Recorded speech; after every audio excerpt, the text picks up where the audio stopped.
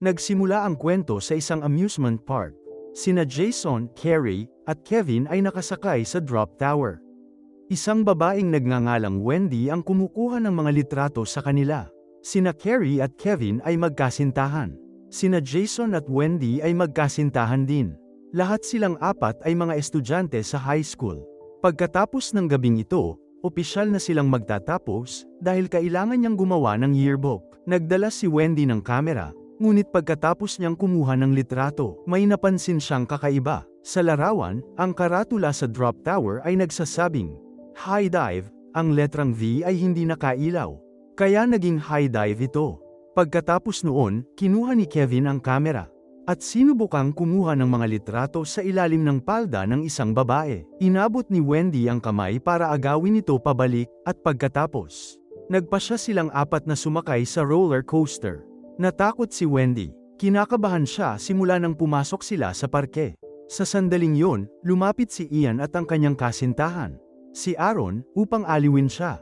Sinabi ni Ian na ang posibilidad ng aksidente sa roller coaster ay isa sa 25 milyon, mas mababa pa kaysa sa posibilidad ng aksidente sa sasakyan. Sa wakas, nang sila na ang kumuha ng mga upuan sa harap, ngunit labis na natakot si Wendy at tumangging umupo sa unang hanay. Pagkatapos ng ilang diskusyon, umupo sina Kevin at Wendy sa likuran, habang sina Jason at Carrie ay umupo sa unang hanay.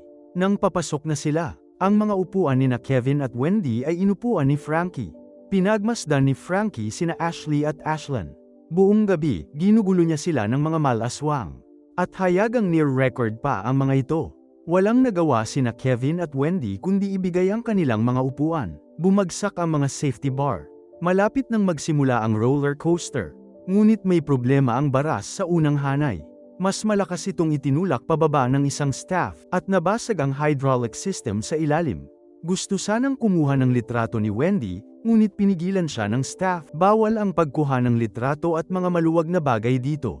Isinilid ni Kevin ang camera sa kanyang bulsa. Napansin ito ni Frankie. Para maiwasan ang inspection, sinubukan din niyang itago ang kanyang camcorder. Sa sandaling yun, nahawakan ng kamay ni Kevin ang isang piraso ng gamit ng chewing gum. Pinindot ang start button at umandar ang coaster. Sa una, tila maayos ang lahat. Patuloy na bumibilis ang tren. Ang mga sakay ay maaaring kinakabahan o nasa sabik. Nang hindi namamalayan na malapit na ang panganib, bigla, nahulog ang camcorder ni Frankie at natigil sa riles. Gamilong ang coaster dito at natanggal sa hydraulic line. Tumigas ang friction sa pagitan ng tren at riles. Nasira ang balanse. Palala ng palala ang pagyanig. Nagsimulang mabali ang mga gulong. Pagkatapos, isa-isa, tumilapon palabas ng tren ang mga pasahero. Sa ganoong bilis at taas, imposibleng mabuhay. Ang nakakatakot na eksenang yun ay eksakto kung ano ang inaasahan ni Wendy, at kinumpirma ng piraso ng chewing gum ang kanyang paningin. Nawala ng kontrol si Wendy at nagsimulang sumigaw. Sumigaw siya na babagsak ang roller coaster.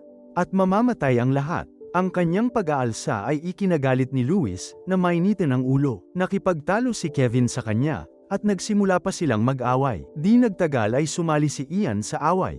Nadismaya sina Ashley at Ashlyn at nagpasyang huwag sumakay. Bumaba rin si Frankie kasama nila. Dumating ang security at pinilit na lumabas ang grupo ng mga nag-aaway. Nakastock pa rin sina Jason at Carrie sa unang hanay. Gusto sanang bumaba ni Jason at hilingin sa mga staff na itaas ang safety bar. Pero gusto pa rin ng ibang mga pasahero na magpatuloy sa pagsakay. Nang makitang naibalik na ang kaayusan, pinindot muli ng mga staff ang start button. At tulad ng paningin ni Wendy, talagang bumagsak ang roller coaster.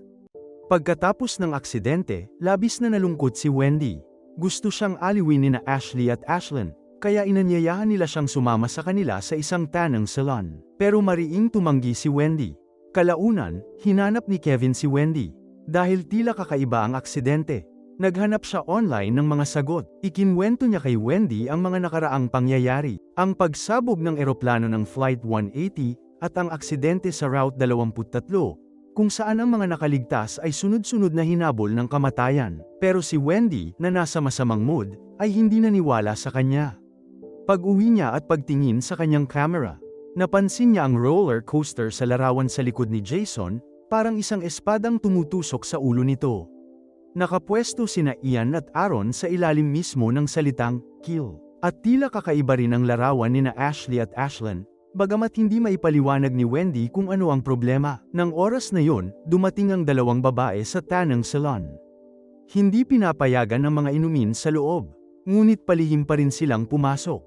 Habang inaabot ang isang plaka, lumuwag ang isang istante sa dingding. Pagkatapos ay pumasok ang dalawang babae sa kani-kanilang mga tanang bed. Habang tumataas ang temperatura, tumulo ang tubig mula sa tasa ng inumin papunta sa isang transformer na lalong nagpainit sa mga tanang bed. Isang bugso ng hangin ang tumama sa isang sabaita ng damit, na tumama naman sa isang paso ng bulaklak. Nabangga ang paso sa istante. At isang tabla na gawa sa kahoy ang nahulog, naipit sa pagitan ng dalawang tanang bed. Nakulong ang mga batang babae sa loob.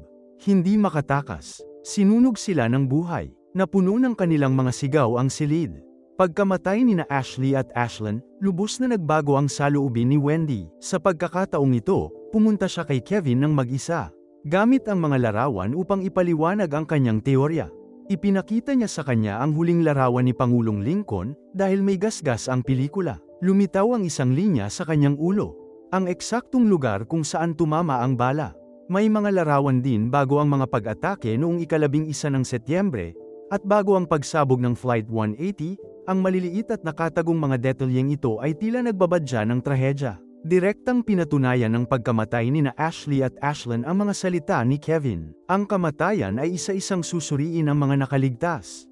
Ang susunod na tao pagkatapos nila ay si Frankie. Maingat na pinag-aralan ng dalawa ang larawan ni Frankie. Noong una, walang malinaw na senyales.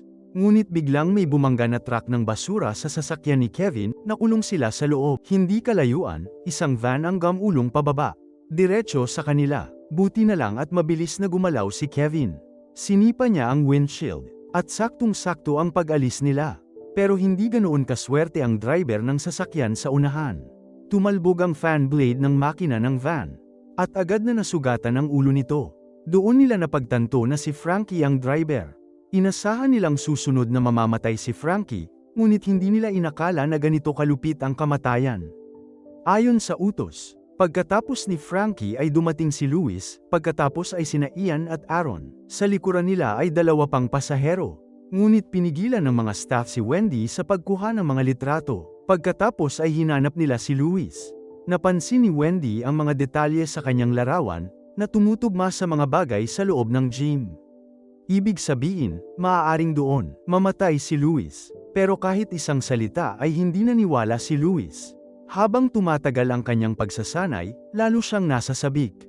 Bigla, dalawang pandekorasyon na espada ang nahulog mula sa dingding, na pumuputol sa mga cable ng makinang paru-paro. Mapagmalaking sumigaw si Louis na hindi siya takot sa kamatayan. Bago pa siya natapos magsalita, nahulog ang mga weight plate ng walang suporta, at agad na naduraj ang kanyang ulo. Pagkamatay ni Louis, sina Ian at Aaron naman ang nag-usap. Silang dalawa ay nagtatrabaho sa isang tindahan ng hardware. Matapos silang bigyan ng babala ni Kevin, nakaisip si Ian ng kakaibang ideya. Sinabi niya na kung ang kamatayan ang pumatay sa mga tao ayon sa pagkakasunod-sunod, kung gayon si Wendy ang huling mamamatay. Kaya kung si Wendy ang unang mamatay, hindi ba masisira ang plano? Kung gayon, maaaring maligtas ang iba. Hindi siya direktang sinagot ni Wendy, ngunit sa kanya lang naunawaan ang clue sa larawan. Sumugod siya at itinulak palayo si Ian. Sa unang tingin, mukhang nailigtas niya ito. Ngunit ang aksyon na yon ay nagdulot ng sunod-sunod na reaksyon. Nilampasan ni kamatayan si Ian at napunta kay Aaron. Isang sunod-sunod na pagsabog ng mga pako ang tumusok sa kanyang ulo at mga braso. Kalunos-lunos siyang namatay agad. Pagkamatay ni Aaron, muling tiningnan ni Wendy ang mga litrato. Laking gulat niya nang makita niyang isa sa mga ito ay nagpakita sa kanyang kapatid na si Julie. Nakilala niya ang pulse heiress na suot ni Julie. Sinabi ni Wendy kay Kevin ang tungkol dito, at hiniling dito na magmadali at hanapin si Julie. Ipinaalala rin niya rito na mag-ingat. Napansin niya na ang litrato ni Kevin ay kuha nang nag-aaway sila dahil sa kamera. Ipinaalala nito sa kanya ang mga paputok. Tila aagawin ng kamatayan si Kevin ngayong gabi sa perya. Nang gabing yon, mayroong palabas ng paputok sa perya ng bayan. Halos lahat ng mga taga-bayan ay naroon.